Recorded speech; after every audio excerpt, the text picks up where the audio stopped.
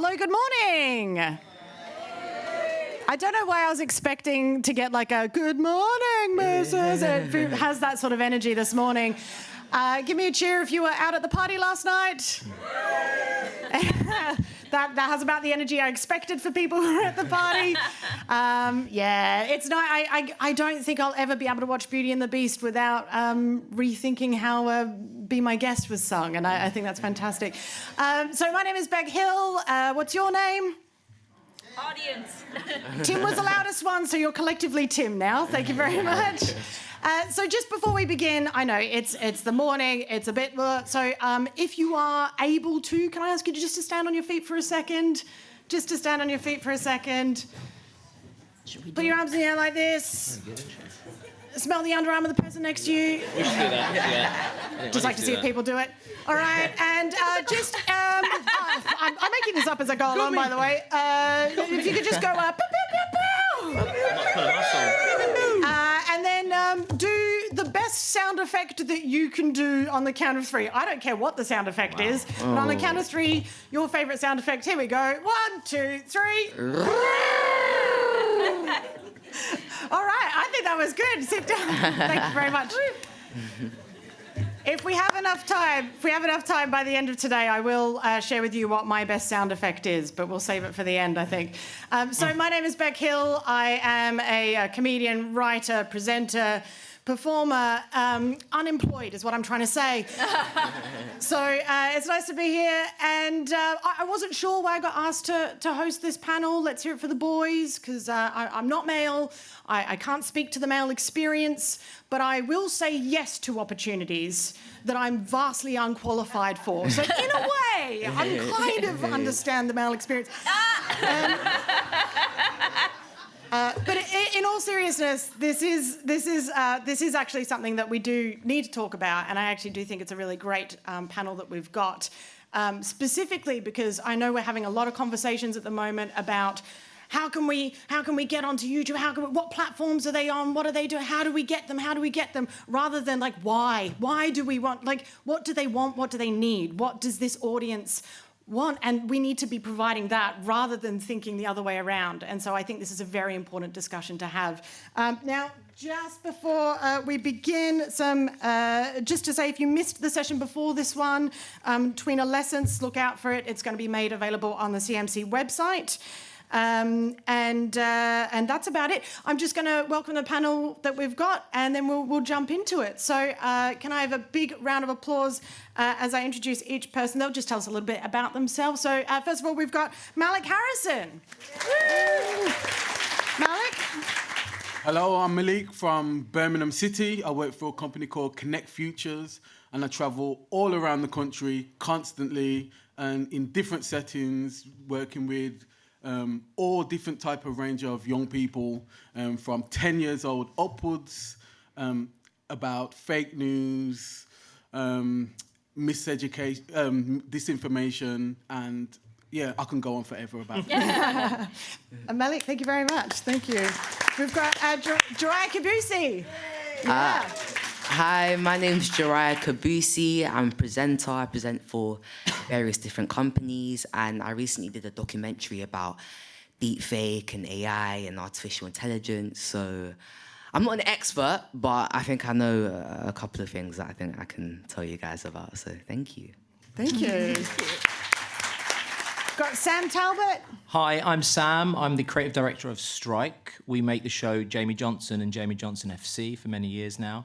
And we really specialise in using sport as a lens to sort of talk about drama and sort of get into that space. Thank you, Sam. And on the end, we've got Dr. Yelda Oels. Hi, thank you for having me. I am the founder and CEO of the Center for Scholars and Storytellers. We're based out of UCLA. I'm a former movie executive, and then I got a PhD in developmental psychology. We work with storytellers in all of the companies, YouTube, which is the company, as we know, Netflix, Disney, all sorts of people, to help them help the storytellers that create content make sure they have a positive impact on their audiences. Thank you so much. Thank you, Yelda. And without any further ado, we're going to jump in. We've got a short presentation from Malik. So could we have a round of applause for Malik?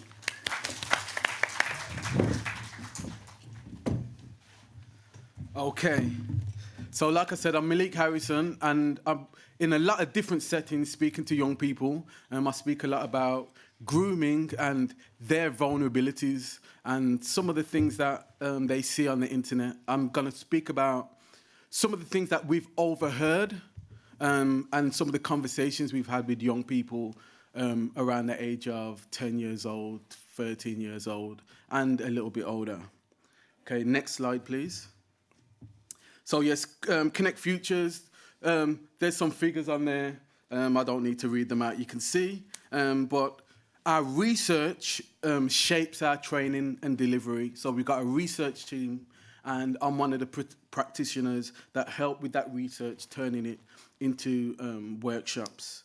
And like I said, disinformation, misinformation, fake news, grooming from all different types of people.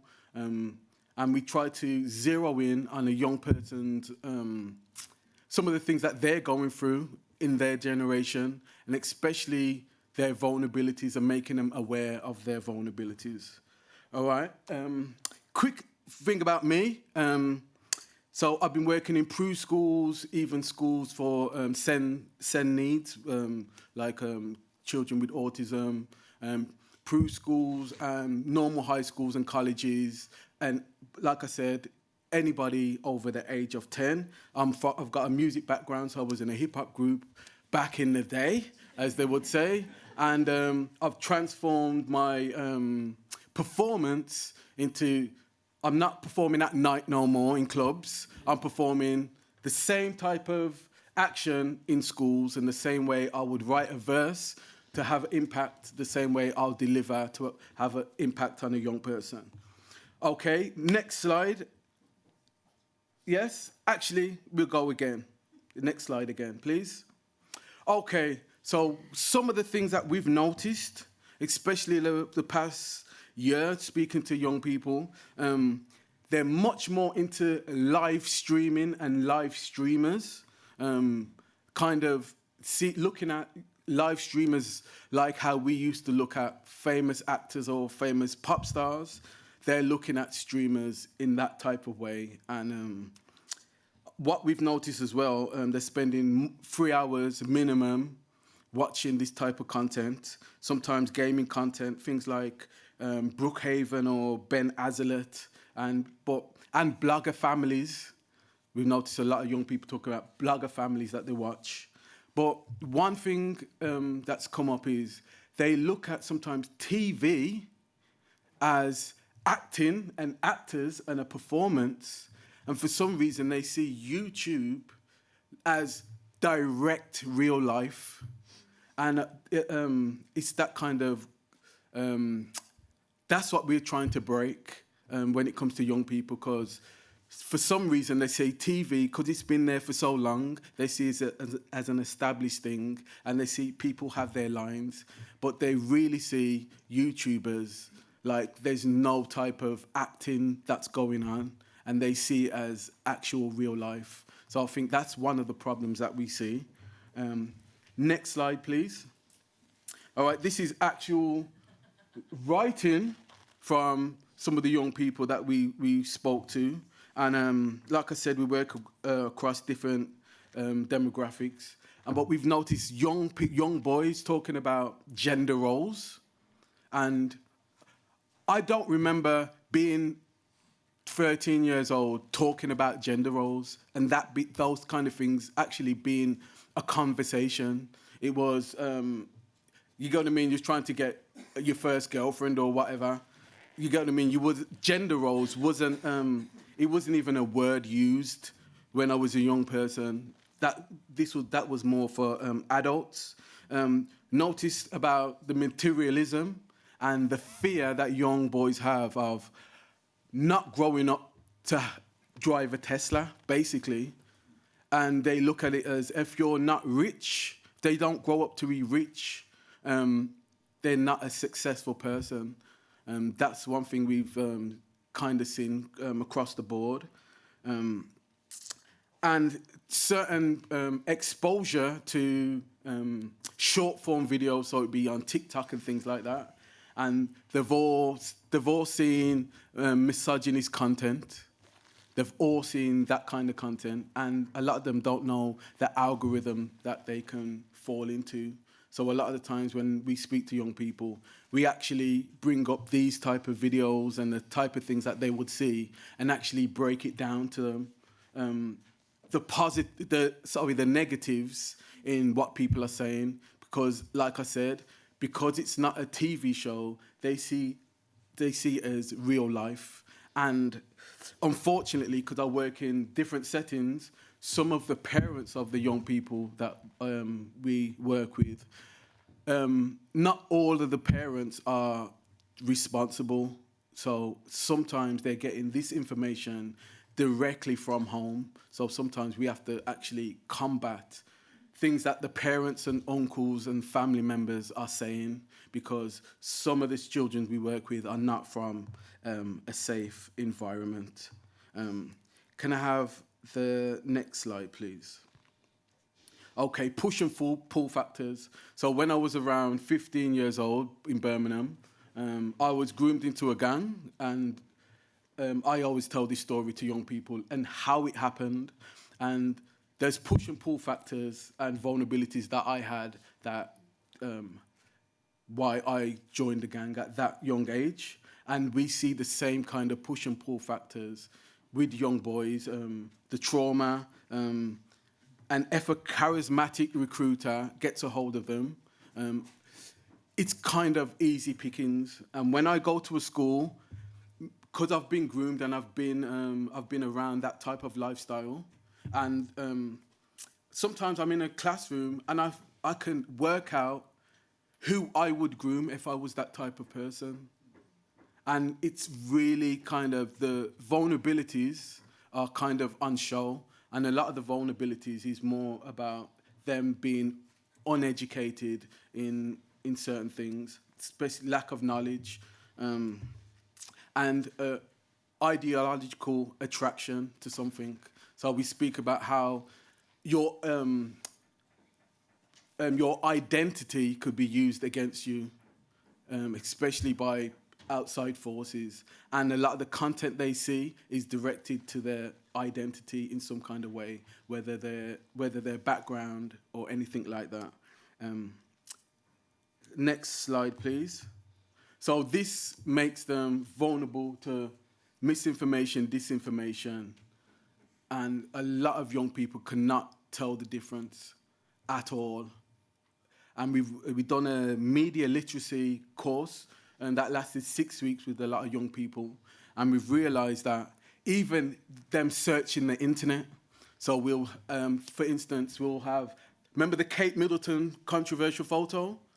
We'll have that on the screen, say, the internet's in front of you, tell me everything about that photo. Yeah? So they'll have to search.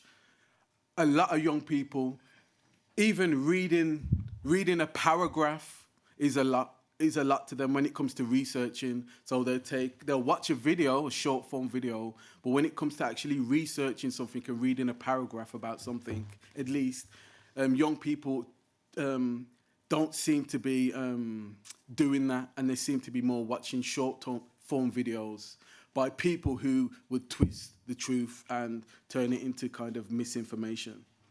All right, can I have the next slide, please? All right, so our response is doing healthy relationship workshops and giving them some emotional support for the content that they'll see, that they're seeing now and that they'll see in the future. Education on fake news and disinformation, and tackling the misogyny angle and the argument, and having conversations with them where they have to kind of let the cat out the bag and say what they think. So we'll get into different conversations, and we want to hear the negative things that's in their mind so we can actually combat it.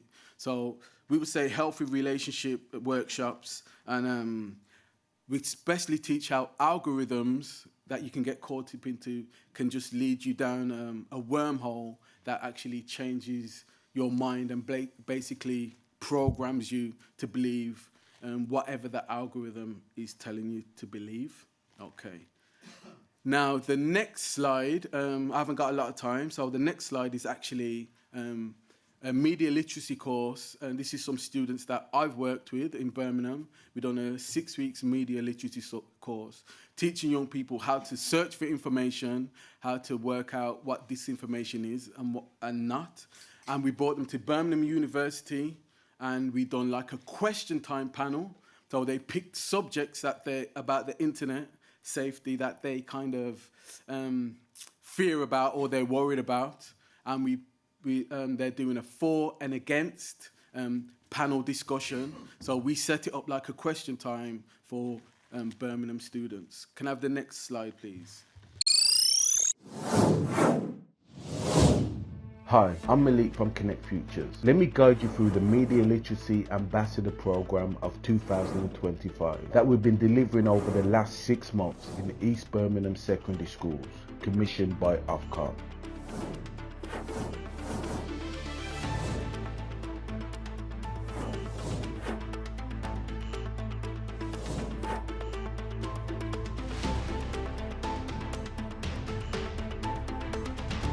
And I am delighted to be joined today by the Eden Boys School, who are here in force to talk about, for and against, the proposition social media is detrimental to your mental health.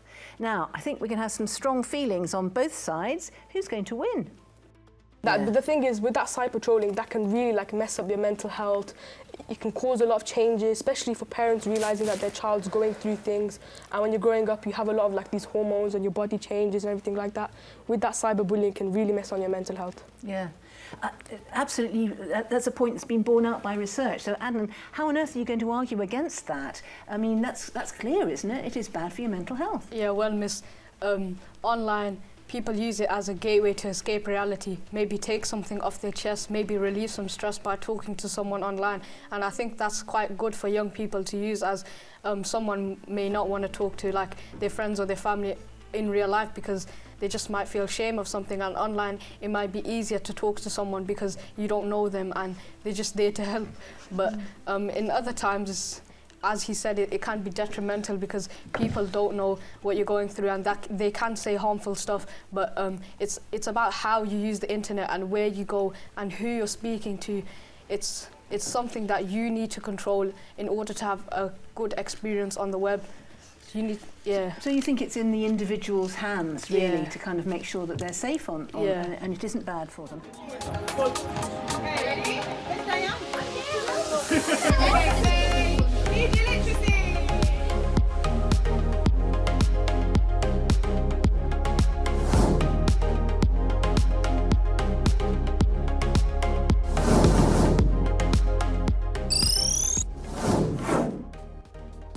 Sponsored by Ofcom, and you can find the whole videos of the 4 different schools that we work with on our Connect Futures website. But one of the last things I want to say is a lot of young people do not know the consequences when it comes to the some of the content that they see, and they're not aware of the mental consequences or even the consequences when it comes to the law. So we tell them about people being arrested for things that they've posted and things like that. And basically, we want the consequences known to young people. So there's a slight fear of what could happen to them. They don't have no fear about watching any type of content. So we want to at least just put that in the back of their minds. Okay, that was my time. Thank you for listening.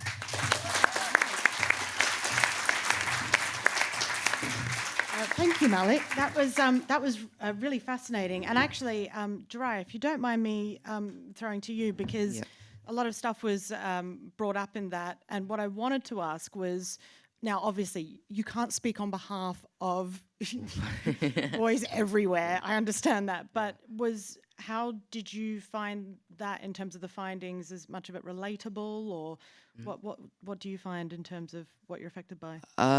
Yeah, I did definitely find a lot of things there that I was like, it was good that they touched on that subject. But yeah, I feel like with a lot of young boys these days, I feel like we don't know how to really communicate with each other. We don't know how to really have those deep conversations. Even with my friends, we don't really have that sort of kinship with maybe, young girls in my year or my school. They have sort of that more community with each other. And I feel that's something we need to work on. Just having those conversations, maybe saying, oh, you got this, you're all right. But yeah, there's a lot of stuff that they touched on that I could relate to, that were really relatable. It's interesting because what I sort of took away from some of that research and stuff is that it seems that a lot of the audience, what they're really wanting is authenticity, connection, to find a community. They're not feeling catered to with traditional programming or things, so they're seeking this out online. But as you say, perhaps part of that is also not being able to communicate just with those around you, and then looking for it yourselves. Wow. Okay. Well, that's and now that I'm speaking to you as well, I think it's a really nice segue to bring in something, because you've talked about online safety and fake news and stuff yourself. So we're just going to play a quick clip from the FYI investigation that you did. I loved it. By the way, the documentary this clip is from is on YouTube and other places. It's really great. It's really fun. I loved watching it. So could we show that clip, please? And the scary thing is, anyone's image can be used to make a deep fake, and they can be made to say or do anything. Take Jariah. He's a massive Arsenal fan. So how would he feel if someone made a deep fake of him, saying he loved their biggest rival, Tottenham? I'm excited, are you? I'm very excited. I can't. Jariah's been told we're about to record some voiceover for this programme. As we watch parts of the show, he has no idea this next film even exists, despite the presenter being him. It's one of the biggest rivalries in football. Arsenal versus Tottenham Hotspur. What? That's not me. And while we're always impartial here on FYI, I just can't help showing some love for my favourite team, Tottenham. I've been a Spurs fan pretty much since I was born. I'm not a Spurs Hey, this is fake. I'm not a Spurs fan. There's only one thing I love more than belting out glory, glory Tottenham Hotspur, and that's cheering when we beat our local rival. Look, I don't want to say Arsenal are the worst team in the world, but I couldn't imagine being a fan of them. I don't think I'd ever smile. That's not me. Anyway, as their #1 supporter, Spurs have invited me for a tour of the stadium. I won't be using the front door. I'm going in the VIP way. Check this out.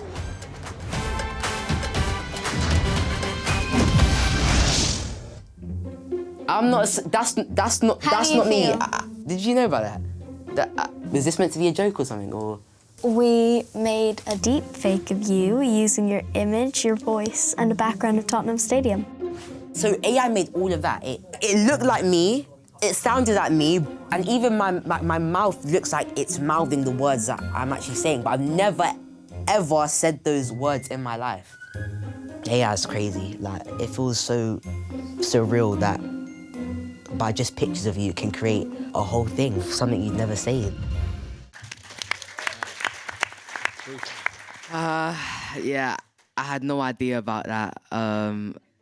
Yeah, I've never said those words in my life. That's not true. You were saying it backstage constantly. Yeah, again, it's crazy how they can make a whole world just from a few clips of you talking. They had my jacket, they got my jacket right. It was like, and they emailed my mum. They were like, oh, can we use a couple of clips of Jariah to make this? And it was just, it's crazy. And I feel like from now, it's only going to continue to get better and better until they're literally, movies are going to be deep fakes. Like, it's surreal. It's crazy. So now you don't trust your mum as well? No, Mum, I don't trust you, Mum. On that same... also, by the way, I've got to say I loved your face when you flew off at the end of it as well. Like, I don't remember having rocket feet. But while on the same documentary that's from, there was something that really stuck with me, which was when you were revealing to other people how much information about them you could find out from their social media and everything like that.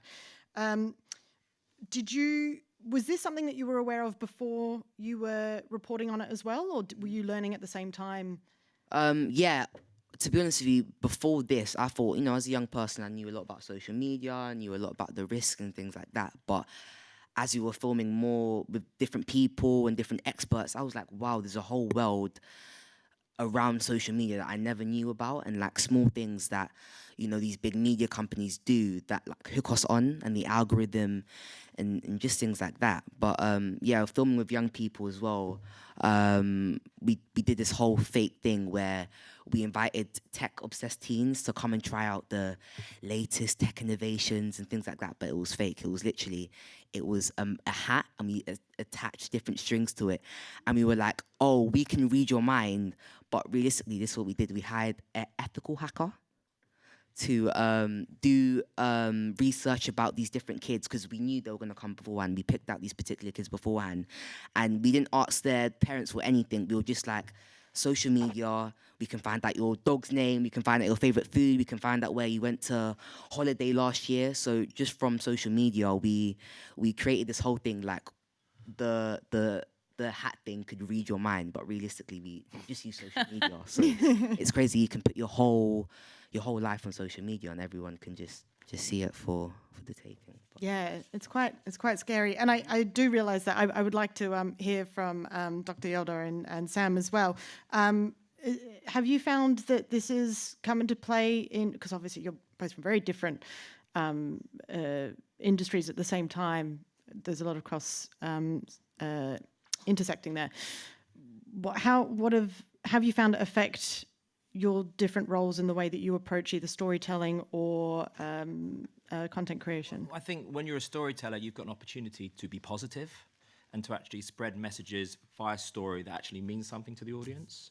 And that's not like moralizing the audience, but I think the thing that we've done over the years, we've tried to meet the audience where they are, where they see reflections of themselves. That could be via the casting, which is always key, the storytelling, and also dealing with really big issues and approaching it with a dramatic viewpoint, which allows you to play with the nuance, that allows you to play within the boundaries. Because I don't think there's any answer to like what it feels like to be a boy. There's no real answer to it. And I think the thing that we've really sort of investigated is the pressures of friendship, the pressures of trying to make it as a footballer, and how that affects friendship groups. And obviously the world's changing so fast, but fundamentally, still human beings. I think that's a big thing that we try and search for. Yeah, and we've been researching teens, Gen Alpha and Gen Z, for the last 7 years. And we do a study every year called Teens and Screens, and we've found that the number one thing that young people want to see more of is friendships. And it is the same for boys and girls. And and I really think it's interesting. We also find that they say social media is the most authentic media. And so and it is probably because it's made by young people and it appears authentic, while fictional media is made by older people and they don't actually portray what young people really care about. So I think, we've been also trying to encourage storytellers who have an incredible power. And it's funny, we were talking backstage and I asked Jariah what he watches, and he's like, oh, I don't watch TV. And then I was like, well, what about Netflix? And he says, oh, yeah, I watch that. So to him, Netflix was not TV. And I think they actually watch so much more fictional content than what we think about, than what the media says. So the power of the stories is quite impactful for young people. And we've spent a lot of time in the last 10, 15 years, rightfully so, focusing on females and changing the way they're represented, and we've come a very long way. We know a study that said about 30, 40 years ago, when you asked young kids to draw a scientist, only 1% drew a female, and about 5, 6 years ago, 30% drew a female, and that came from representation. But we need to also focus on boys and men, and we haven't. And if we really want to change the way girls are represented, we also have to change the way boys are represented, and all gender fluidity as well. So that's why I wanted to come to this conference and talk about this.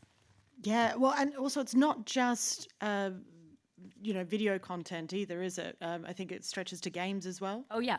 We just did an event with Equimundo and Movember at the Creative Artist Agency, which is a big talent agency in Los Angeles worldwide. Many of you probably know it. And we did a room where we talked about legacy media, audiovisual media, and what were the things that we wanted to take away. We wanted the storytellers to take away showing more vulnerable relationships, more friendships, cross-gender friendships, and more caregiving. We had a social media room where it was uplift the more positive representation of influencers, show conversations, and we had a gaming room as well, because all of these are places that young people intersect with media, and they often do it at the same time. You know, they're second screening, they're watching while playing something. So it's really important to address it across all these different kinds of media.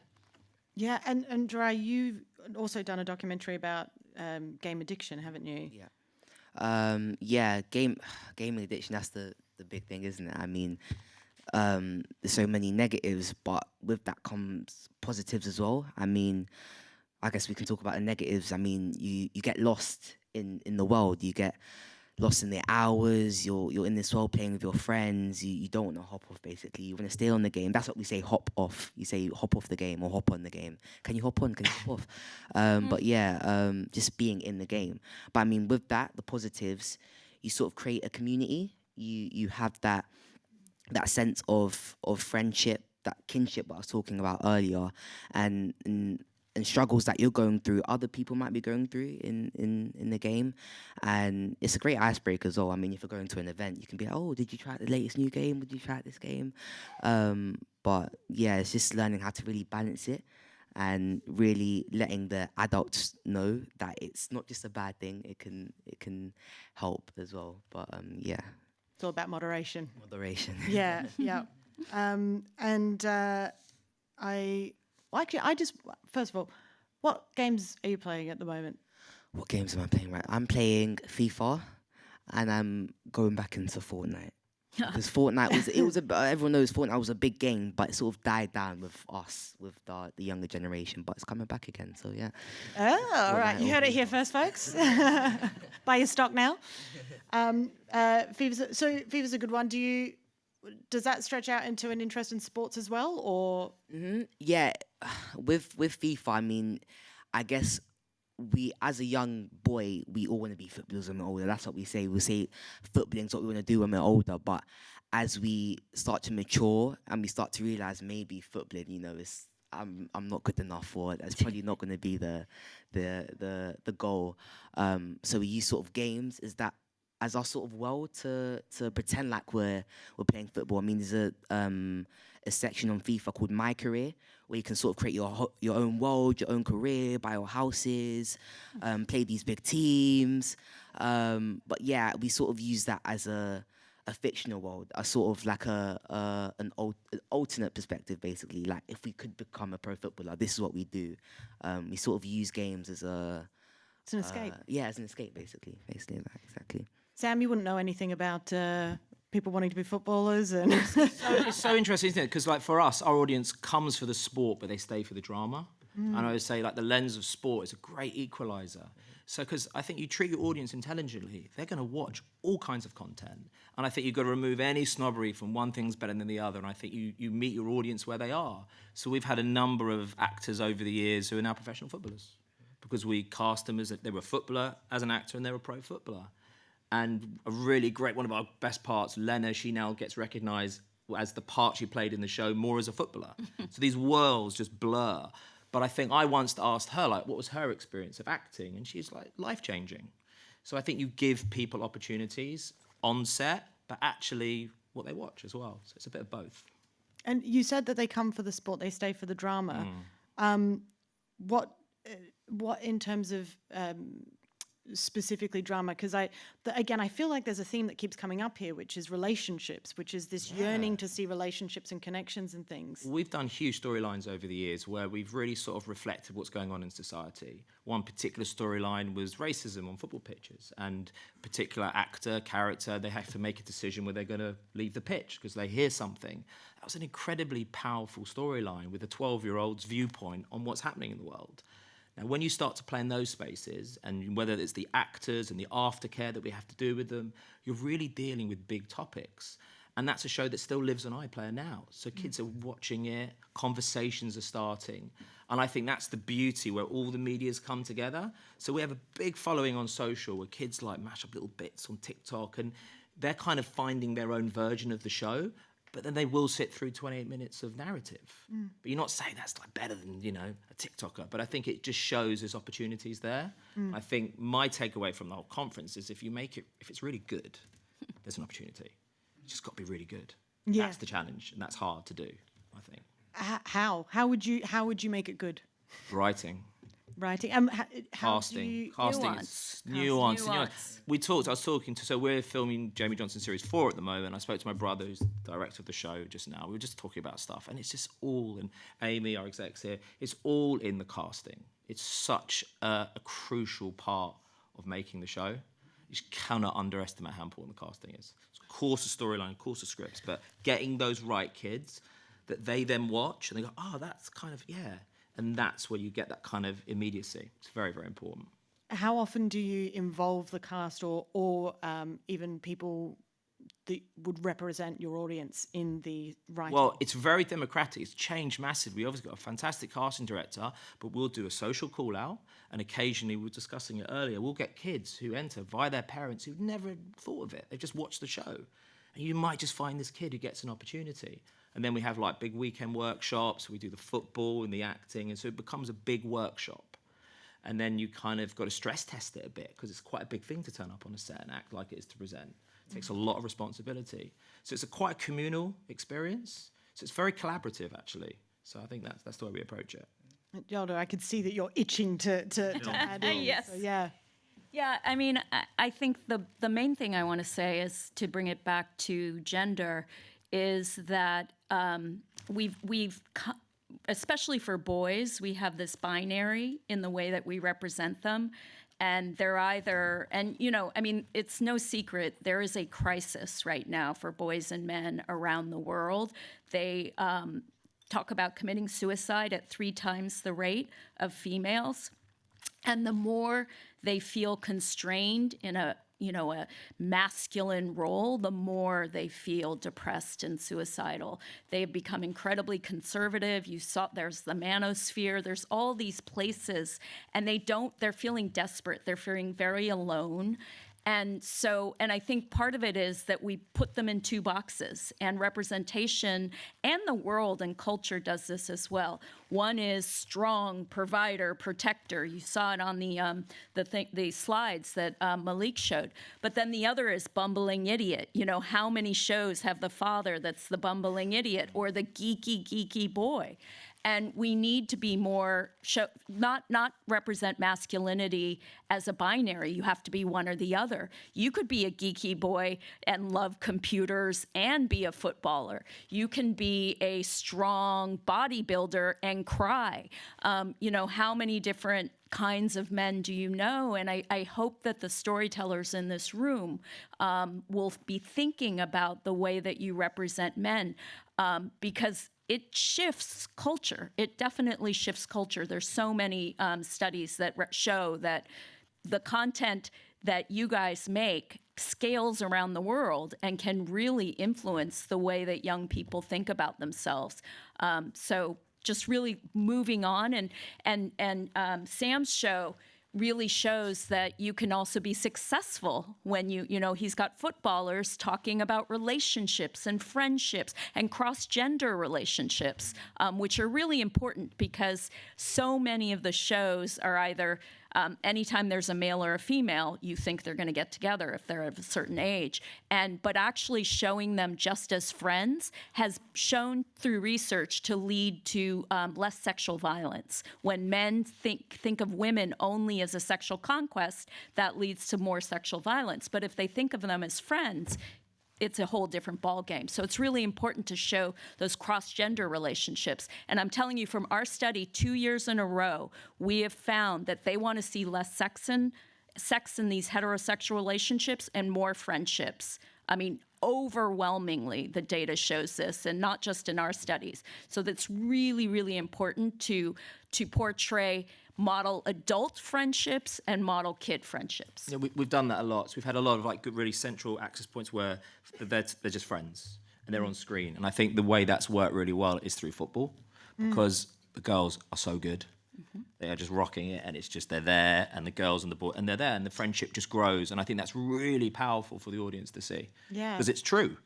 And your show has been picked up so many times. Yeah. It's very successful. Yeah, it's good for that. 'Cause it's really good for that. Speaking of which, we have a trail for the Okay. upcoming series. So can we get that clip, please?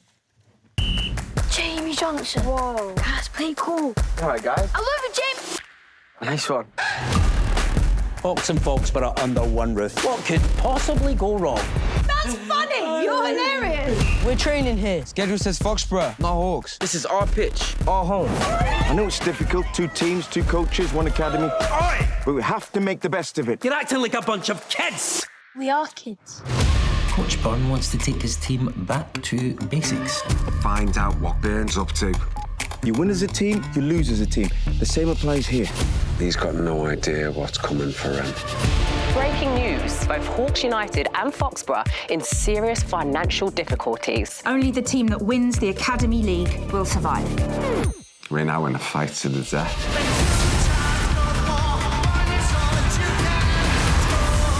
You're the best man win, Simon. I intend to.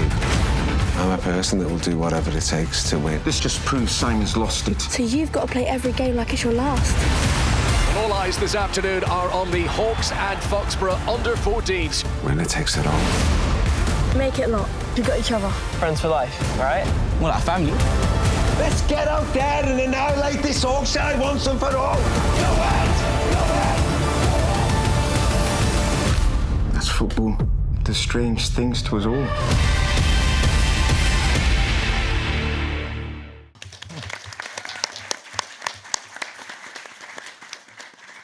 It looks very cool. A lot of drama in that series. Yeah, and previously you've had some pretty full-on storylines as well. How do you go about tackling those?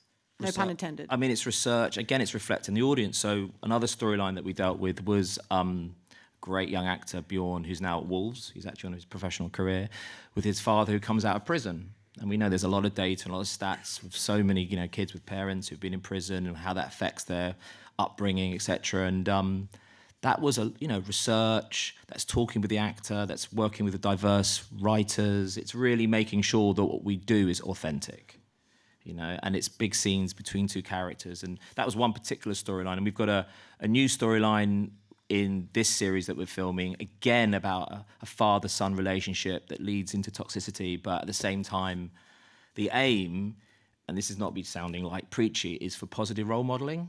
That's kind of the aim of it as well. You've got to tell the story, but at the same time, you kind of want to feel that there's an opportunity that comes from the drama. And I think that's a responsibility that we have as storytellers. And Gerard and Malik, did you... I realise I haven't given you much opportunity to respond, but did you have any thoughts or feelings in regards to this? So for me, as soon as I saw that, my daughter's like over 20 years old, but my girlfriend's son is 8 years old, and as soon as I saw this, he's just joined the football team, and he gets his social interaction with people mostly through football, and so I'm actually gonna sit down and watch like the season with him. Cool. Yeah. Yeah. Good. You got a new fan. Yeah, it feels like sometimes because I'm actually a lot like you, Jariah. When people say like, "What are you watching?" I go, "I don't watch TV. I will watch streaming platforms." I know, and I realise it's my job, but I'm part of the problem. But I find that. Would you find that? When you were younger, were you more inclined to watch something if you had a parent or someone sitting down with you to watch it? Guys, can I just establish I'm still young? You say younger, I'm still young. Yeah, the show for me when I was younger was CBeebies. I mean, CBeebies is what I would watch every single time I get back from nursery, school, reception. Not CBeebies. That's the show. I'd watch it with my mum, my dad. They would sit down and sort of watch it with me. But yeah. What would you say is because I feel like a lot of the connection as well is lost when families aren't watching television together anymore. Is there anything that your mum's here? Is there anything you watch with your mum? I can say this, we don't watch things together, but we'll watch the same show and we'll be like, oh, what did you think of that? What did you think of this scene? What did you think of that? And I'll be like, yeah. And we'll have a conversation about it. It's a great conversation starter.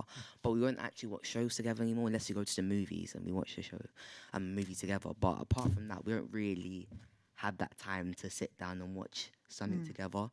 But yeah, I guess that's happened as we've just gone more Netflix and YouTube and things like that.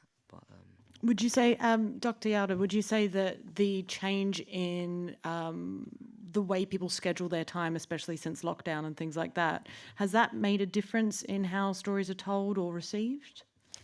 Well, during lockdown, I think there was a lot more co-viewing because people were in the same room more. And do you remember the TikTok dance craze where parents would do it with their kids? There was much more sort of openness for parents and adults to embrace media because it was the only way kids could connect with other kids.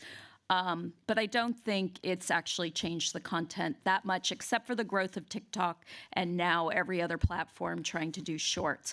But what's interesting is last year we had our summit and we had found that kids really love YouTube more than TikTok, actually, and feel that it's more authentic. It had reversed from the year before. And the reason one teen said that she felt that way was YouTube was long form. And the adults in the room were sort of like, what? YouTube is long form? But they want more meat. They want more storytelling. And I think the thing for traditional storytellers is this authenticity. And I like, in a way, your show kind of exemplifies taking real people, you know, sort of that reality TV thing, but really teaching them how to tell a story in a meaningful and positive way. So in some ways, that may be why it's popular, is because it sort of bridges those two worlds. What we're trying to do, and I want to talk about our boys' tip sheet, which hopefully there will be a code for, or you can look it up. There we go. On it. So we have a boys' tip sheet that we created a few years ago, and it's free on our site, and it's 10 tips to give to any writer, any producer you work with to think about as they're creating boys and men, and, you know, showing them as caregivers, showing boys playing with dolls, you know, I mean, because boys are going to be fathers. You want them to feel, well, not all of them, but some of them will be. And so I think really it's important to think about this representation as well. Thank you. Before we start opening it up to questions with the audience, because what I love about these sorts of panels is we get a really diverse range of people speaking from different areas. Did any of you have questions for each other? I had one question. Do you think, when I used to watch TV, like children's TV, a long time ago, one thing I remember, like the diversity, so there'll be a show like your show, then there might be a cartoon later, there might be some, so it would go back and forth in different ideas. And I think, do you think, because young people are just watching a lot of one type of program, so they'll be like, I just want to watch stuff about gaming, I want to watch stuff about, do you think that is being the problem where it's kind of... Yeah, I definitely think that particularly the algorithm feeding up content, and it's all focused on the individual and their own interests, that can be a problem. I mean, and also everybody's watching on their own devices. When I was growing up, there was one TV in the living room. An adult could be walking by, could be talking about it, bringing it up, which makes it all the more important for the content to be very, very high quality and to have positive impact, because kids are watching it on their own, especially as they get older, and to have conversations. So we really believe in conversation guides, you know, one-on-one, you know, information. The parent can't watch it all with you, but if they have some support from a studio or a company that, you know, PBS creates conversation guides, you know, so if adolescents, for example, had created conversation guides for parents to talk to their kids, because they don't know what to do. They watch these shows and they get scared. And fear is not a great motivator for proactiveness. And they may just want to shut it down. And if you shut it down, the kids will go around and you won't be there. So we really need to help parents talk about the media with their kids by giving them tools and things like what you do, and also high quality content. I have a question for Sam, actually. Go for it. Obviously, I'm an Arsenal fan. Yeah. That was the scariest thing I've seen since I've been here. I'm still getting over it. Obviously, Jamie Johnson's been going on for a very long time now. How do you manage to keep a show like that exciting and keep people engaged and wanting to keep watching it for the next episodes? One of the things that I found doing the show for so long is how amazing the kids are now. Amazing. And like the auditioning process, we're finding better and better kids with energy, football skills, performance skills. This is where the social media stuff's quite interesting, that you're seeing kids who are a little bit more open at times. So I think that's part of the process, that there's a great energy out there. But also, because the storylines and what we do reflects what's happening, there's so much to investigate. And because we've got a world in an academy where we can go in different directions, it allows to keep it really fresh and feels it can grow and sort of keep going. I think that's the answer. It's like the world we've created allows for it to grow. And that's really important. Thank you. That was a great question. Great question. Yeah, it was. Trying to take my job. So, do we have any other questions for? All right, we'll open it up to the room. I think we've got a microphone. So if you've got a question, just raise your hand, and we'll get a mic. We've got one over here. So we've got a microphone coming down. Hi. Hi, yeah. So what you said about social media I thought was really interesting, because about it seeming more real and not fake, because that's actually a conversation I've had with my friends, even though we are aware of, everyone's quite aware that it is a facade and that not everything you see on social media is true, but I think it's because people don't care about it being as polished, and that making mistakes or having a laugh and having that sense of humor that your audience has, they don't really care. They just then enjoy that. It adds more elements of fun to it. And so I was wondering if more content like that, if you're able to actually use the inside jokes, and I mean linguistics in the future is going to be crazy. All I can tell you about Riz, I don't know anything about Skibidi Toilet. I don't want to know, if I'm being honest. But all that sort of stuff, if that's included more, and again, maybe that's why streaming is more popular as well, because you're watching a presenter who is talking to you and almost feels like a friend if you watch them regularly enough. That's kind of how. So yeah, I was just wondering if that's the content people are looking for instead then. I think so. If there was some kind of mix of, basically, if there's programs that gave the kids more dopamine that they get from the social media, it would probably balance it out slightly. Yeah, if there's some programs made in a slightly different way. Like for instance, Adolescence is a great program, but because of the one shot, for some young people, it's too boring. Yeah, for some young people. So if there was an Adolescence done for young people, it would be filmed different and chopped up different because of their attention span. So I think it's probably production techniques to keep them more focused. Yeah. I think there's space for stuff as well. I think live actions, we make live action, but it's so important, live action. I think we're realising that more and more. You want to see kids, yes, it could be in any kind of way, but that's really, really important. But I think there's space for everything. Yeah, I do too. And I think that one thing that we do at the center is we train young people, US primarily or English speaking, to give notes on scripts. And they're 13 to 17, and so that they're bringing their point of view and their lived experience to the storytelling to make it feel more authentic. And through our research, we found that most young people feel they cringe when they see social media represented in shows. So if you're bringing in sort of the more modern way that young people speak and, hop on, hop off, you heard it right here, right? Like if someone was doing something about gaming and said that, it would feel more modern to an audience and then more relatable.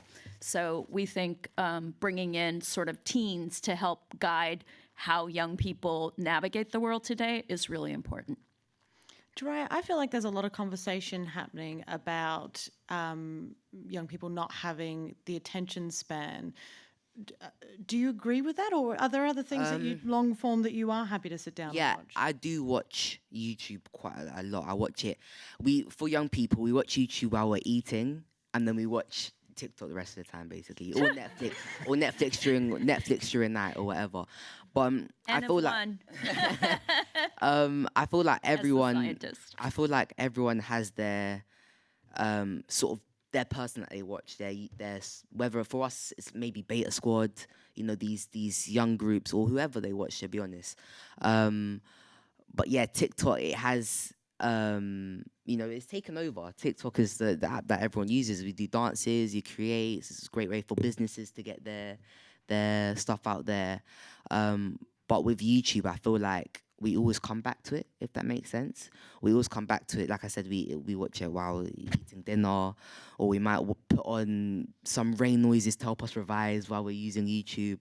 But yeah, I feel like we all have that one person that we watch and that we stick to and that we're loyal to, if that makes sense. We won't just fully go to TikTok, if that makes sense. So long form will still be there, if that makes sense. If we like it, it can be, yeah. And by long form, you're talking about like still that sort of direct to audience. Mm-hmm. Yeah, 15. I wouldn't watch anything longer than half an hour. I couldn't do it. And any fictional stuff? What, on YouTube? Wherever. Wherever, yeah. Like I said, Netflix. That's where I go for all my fictional stuff. Prime, Disney, all these places. Mm-hmm. That's where I'd go. But I'm not a big I'm not a big fictional watcher. I'm just, like I said, TikTok. Like that's all I use. Whatever comes up on you. Why would you say that? Do you think it's to do with like having to put aside the time to focus and invest in something? Yeah, I think that's literally it. I feel like me sitting down to watch a show and be like, okay, I'm gonna start watching the show now. I feel like the only way I start watching it is if everyone around me is watching the show, and that if everyone around me is talking about it and they're like, Jariah, have you watched the show? That's literally for Adolescence what happened. I wasn't gonna watch Adolescence, but everyone was talking about it. I was like, okay, I have to watch it, and I enjoyed it. But I feel like it's taken the time to get into something and get into the routine of, let me put my show on. Whether it's TikTok, it's just like go on your phone, scroll, every video is different. But I feel like with TikTok, I've noticed that it's turning into more long form, if that makes sense. When TikTok came out initially, it was like the longest thing you could do was 60 seconds, but now there's like 10 minutes what you can do for a video. So they're sort of turning their sort of app into more long form as well. So changing a little bit as well. I can see, Sam, you're edging closer. No, it's interesting because I feel like there's a lot of loyalty out there. There's some real loyal audiences. So once you get an audience, and we talk about this a lot, they can be really loyal. They'll consume it, especially younger audiences. That's why it's so important what you make. It's a real choice that you have, because once you're in that storytelling and you're lucky to make drama or whatever it is, they're a very loyal audience. And they'll communicate with you as well. That's why I asked you about how do you keep things fresh, because with us, we get bored very easily, and if it's boring, we're not going to watch it anymore. I think you always push boundaries. Yeah. I think you've got to push boundaries. I think you've just got to keep striving to kind of push and change it, and don't be frightened to push those boundaries. I think it's crucial. I think that's a very good note, and I'm really sorry to the people who had their hands up, because I've done a terrible job as the host and we are on the last minute. So I'm going to have to wrap it up. But what I will say is, obviously people here had questions for you. Is there any way that they can ask you questions or find any of your stuff online? Connect Futures website and YouTube. Lots of our information is there. I'm going to stick around for a while, so if you want to personally ask me a question, you can do it physically as well. Be out there. Yep, excellent. All my social media's online. Jariah Kabusi, my manager's right there if you want to as well. So everything's online. Search up my name. Anything you want to find? I'm more than happy. I'm Sam at strike.global. That's my email, and that's me. Yes, scholarsandstorytellers.com. Yelda at scholarsandstorytellers.com. Thank you so much. And again, I do apologise to those people we didn't get round to. I just got carried away. But can we have one final round of applause for everyone we've had on the panel?